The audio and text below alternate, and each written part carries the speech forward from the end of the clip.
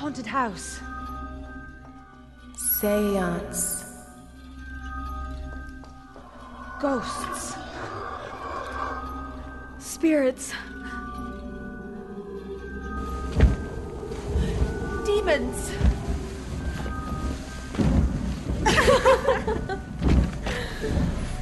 Scary Has never been so sexy.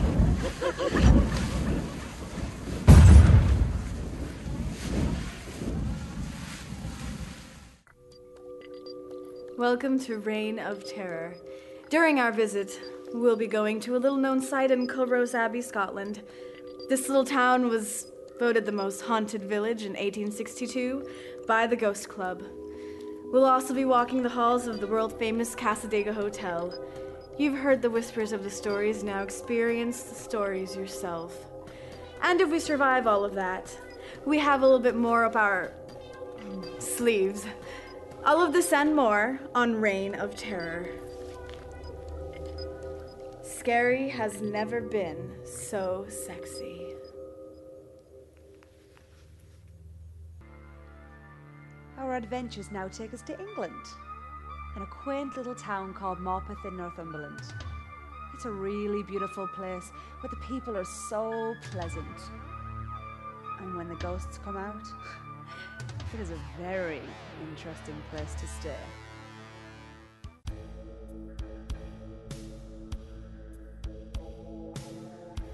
Located in Morpeth, England, is the Waterford Lodge, home to many, many spirits.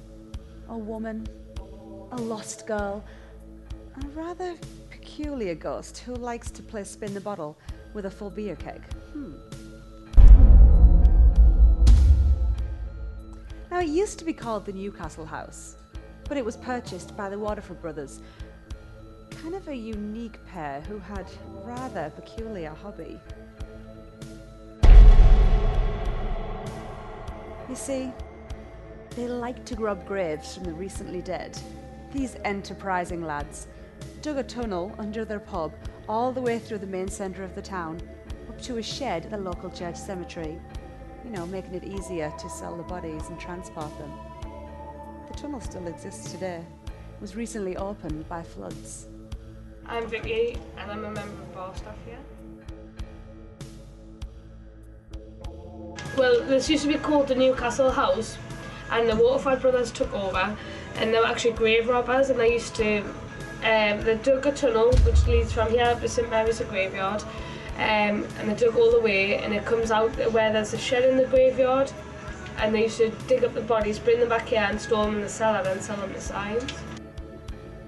Rounding up this little haunting, the hotel has rather an odd guest who likes to bang on the window of room 2. Demanding, screaming, crying to get in.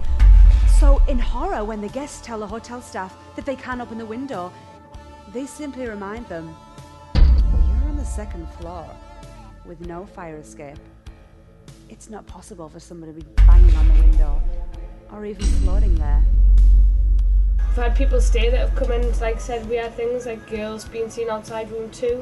It was a lady that came and she reckoned she was spiritual and stuff, and she came and she says, oh, you got lost of ghosts. A little girl who stands outside room 2, looking quite lost. Flesh or fantasy? You choose.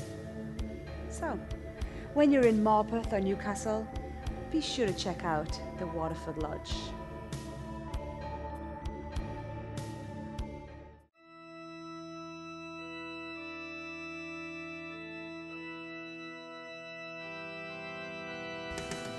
I'm Sophia Raine from Raine of Terror.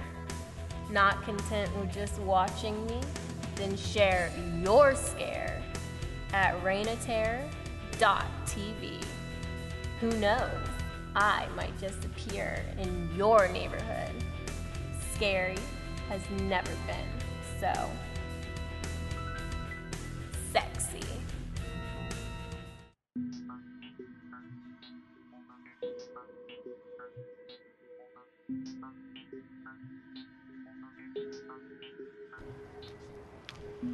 Hi, I'm Alexandra with Raine of Terror, welcoming you to the Don Vicente de Ybor Historic Inn. The original building, constructed in 1895 as the Ybor Improvement Office, became a health clinic called El Bien Publico, the good of the public. Said to be one of the first medical cities in the US, had an amazing record. Until the bodies started disappearing from the morgue, that is. Eventually, they just started driving stakes through the hearts in hopes to keep the bodies there. It didn't work. It didn't work. It didn't work. The building was ravaged by vagrants, neglect, and finally fire, left empty for 18 years. Now is reopened and filled with rich history, and then some. Faces are seen in the wall for only a few minutes, only to disappear again. Several rooms have their own personalities. Like 305, for instance.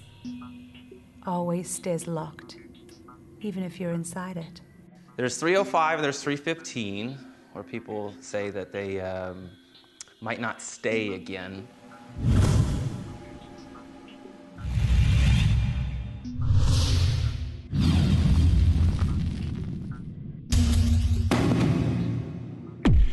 This is the mysterious room 305. We were told by housekeeping that this door locks itself. Some guests have been locked inside and couldn't get out. We tried to get in here several times and couldn't get in. We could tell that the lock was unlocked, but the door wouldn't open. And then I said, "Let us in, tell us your story." And the door opened. Flesh or fantasy? You decide. We're now in the room 305. It's a lovely room, as you can see. But many guests have been locked inside here against their will.